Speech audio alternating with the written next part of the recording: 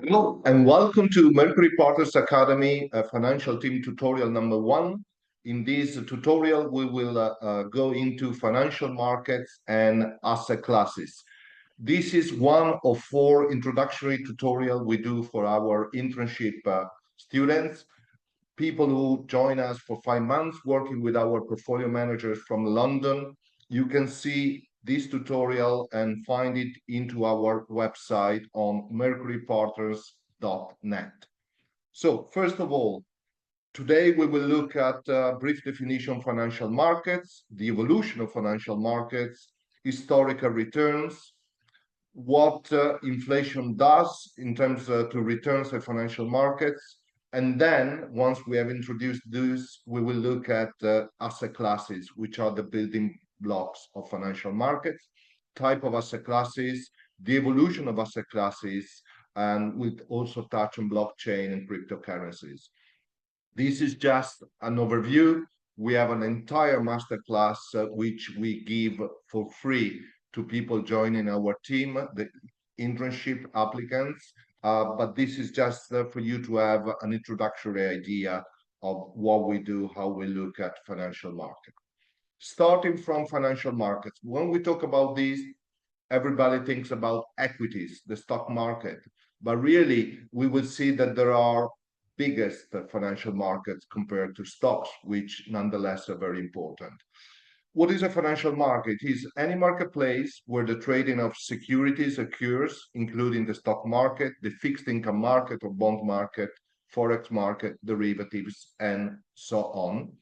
And financial markets are the marketplaces which facilitate the operation of capitalist economies, allocating resources and creating liquidity for business and entrepreneurs and also government.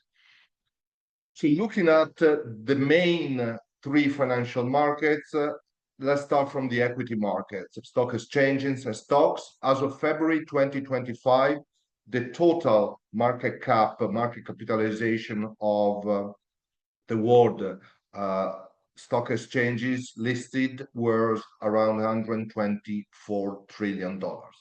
If we look at the other market, the fixed income market, we see that this is actually bigger compared to the equity market. We're looking at roughly 150 trillion of debt.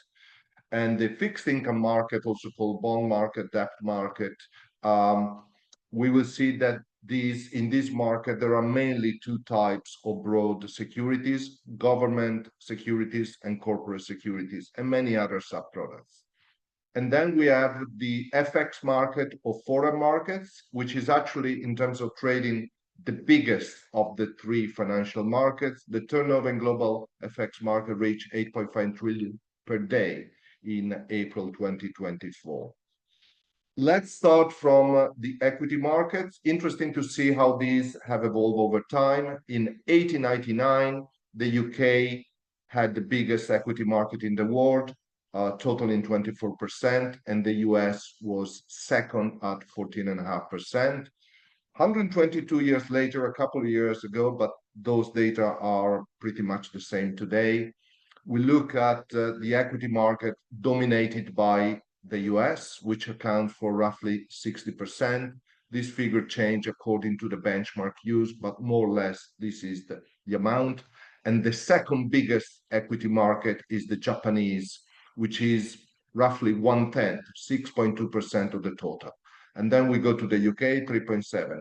So you can see how in the space of 122 years, things have changed significantly with the US dominating the equity market. This is important because if you buy an ETF, a worldwide stock ETF, you must know that 60% of your money is invested in the US market. This is just the evolution. Interesting to see that in the late 80s, the Japanese equity market was the biggest in the world. Then there was a major crash, and then the US dominated. So you can see how important it is asset allocation and also allocation within the equity space, within equity markets. So clearly many changes over time. This chart, we will go deeper into our masterclass, but this basically tells you that $1 invested in 1899 in the US equity market would have yielded 149,000 709 in 2025, almost a 10% yearly nominal return. Clearly, we have data for US and equity market. What these charts are telling you in the long term, given the risk return premium, it is obviously logical that the equity market, which is more risky, have to give higher returns compared to the bond market. We introduce here a fundamental approach and concept, nominal versus real terms. Basically, in real terms, which is the right way to look at return, you need to take into account inflation. And so the returns in real term will be below the one in nominal terms. If we look at the return cycle by generations, and we look at equities, bonds, and a 70-30% portfolio, the world since 1950, baby boomers, there were higher returns both on the equity and bond markets and the blended portfolio. And now we're looking at going forward over the next 20, 30 years. There is a consensus that returns will be lower. So every generation has had different returns.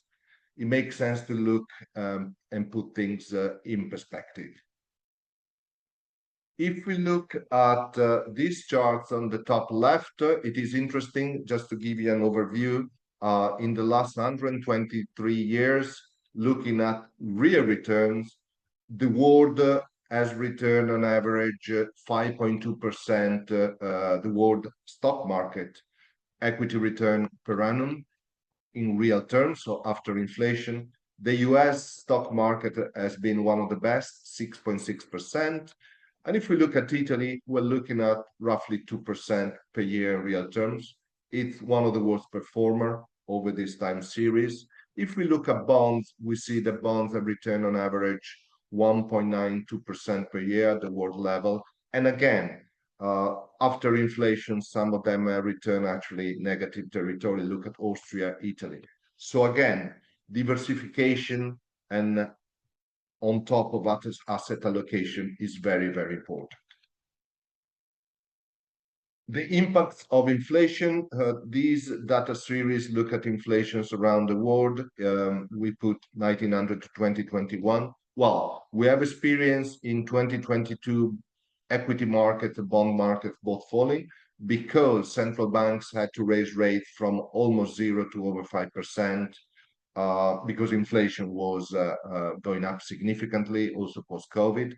And so clearly, it is very, very important to have in mind the importance of inflation and returns net of inflation, which means real return. What is an asset class? So asset classes are the building blocks of investing, and an asset class is a group of investments that exhibit similar characteristics and are subject to the same laws and regulation. Each asset class is unique and cannot be a perfect substitute for another. Also, if you look at taxation, risk, liquidity, 10-year market volatility returns, they vary with each asset class. And then it's important to know the level of correlations, positive or negative, between asset classes are not fixed. They change over time and market cycles, although certain characteristics remain over time. So if we look at the main asset classes, just to keep it simple, we have equities, fixed income, cash or cash equivalents, money market deposits, alternative asset classes, which include commodities, real estate, hedge funds, private equity, and then, of course, FX, different currencies. Those are the foundation of well-diversified investment portfolios, and many studies shows that more than 80% of a portfolio return is explained by the mix of asset classes, the so-called asset allocation process, with individual selection, stock, a bond, and market timing account for less than 20%. Of course, those are just general rules, but just to let you know the foundation of asset allocation and how important it is to have a well-structured portfolios. So if we look at equities, everybody knows what stocks or equities are. They are a piece of a company ownership, called also stocks or shares. So when you buy a stock or shares of a company, You're buying an ownership interest. Shareholders all have equity in the company and they own a fractional portion of the whole companies. There are two main types of shares, common and preferred, and shareholders' equity represent the book value of a company. Certain equity funds can be classified according to their investment focus. You have some funds that invest in small cap companies, other in mid cap companies, large cap companies. This is one of the factors called size. You have funds that invest in equities but targeted towards value versus growth funds, another factor. You will see this in our masterclass. Thematic funds, sector funds. But the most important thing is that you know what an equity is. The return from investing in equity comes mainly in two main forms: dividends and share price appreciation, capital growth. Dividends, investors obtain a share of the company's profit through dividend payments, and the capital growth, investors buy shares because they expect to generate a positive return over time. So you buy a share because you expect the stock price to go up over time. The second big asset class is fixed income. Now, different terms are applied. Fixed income, debt market, credit market. The fixed income market is the wider definition, which includes the other instruments. And here, the first important point is that companies, corporations, and governments issues debt securities to fund their day-to-day operation, their investment operation. If you buy a fixed income, you generally buy a security which pays a set interest rate in exchange for investor lending their money. So you're lending your money to either government or corporation, and a maturity date, investor get back the original investment called the principal plus any interest they have earned. So it is important that also bonds can be equally risky sometimes. There are governments and countries that have failed, so countries can fail. But if we look at the two big type of bonds, you have government bonds, which are debt securities issued by a government and sold to investors to support spending, and corporate bonds. This is debt issued by a company. And another broad definition in terms of the riskiness or the credit assessment, the credit rating.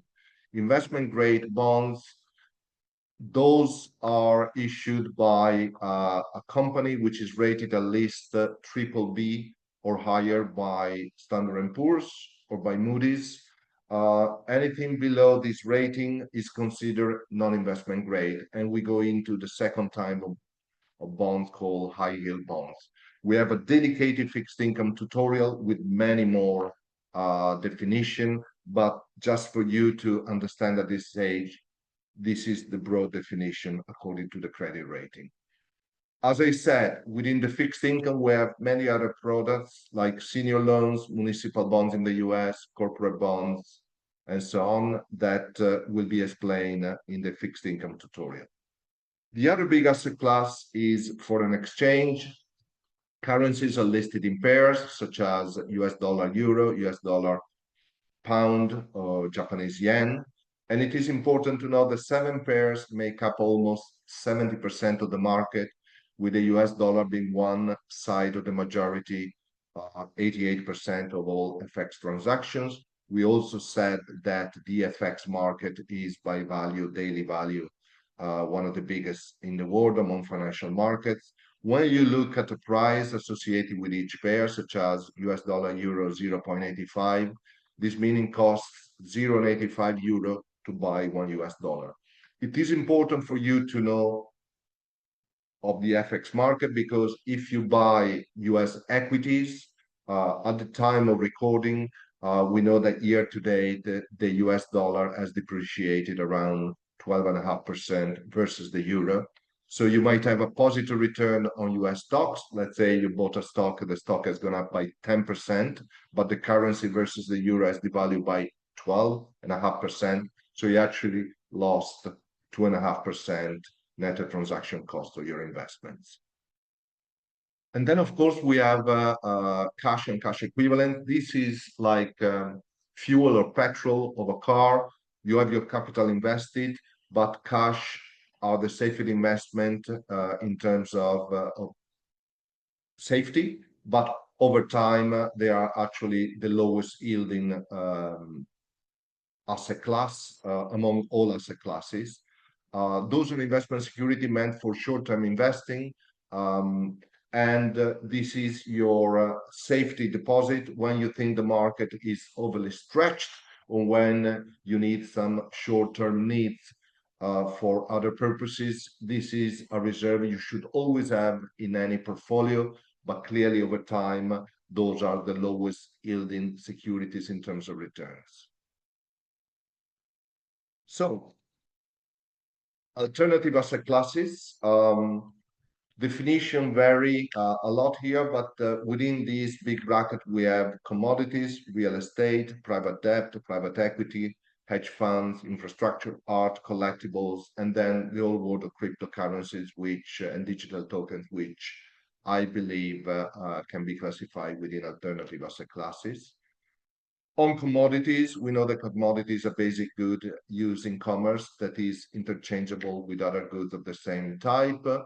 And commodities are often used as inputs in producing other goods and services. They are different from other types of goods because they are standardized and interchangeable with goods of the same type. You have hard commodities, natural resources that must be extracted like crude oil and gold, and soft commodities, agricultural products that can be grown like soya beans and coffees. And commodities are both sold and traded in the commodities market, which are regulated by legal entities called commodities exchanges. We're just going to give a very brief definition. Some example of type of commodities: energy commodities, you have natural gas and oil. Metal commodities include gold, silver, palladium, and less other precious metals like copper, and agricultural commodities. Real estate, you can invest in real estate not just by buying your house, but you can buy some instrument called REITs in the United States, where you're looking for both yield and capital appreciation.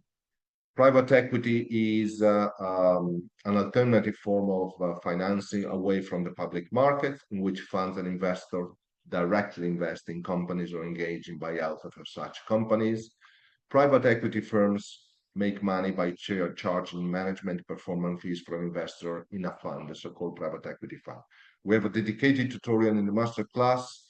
Again, here just to make you aware of these different alternative asset class.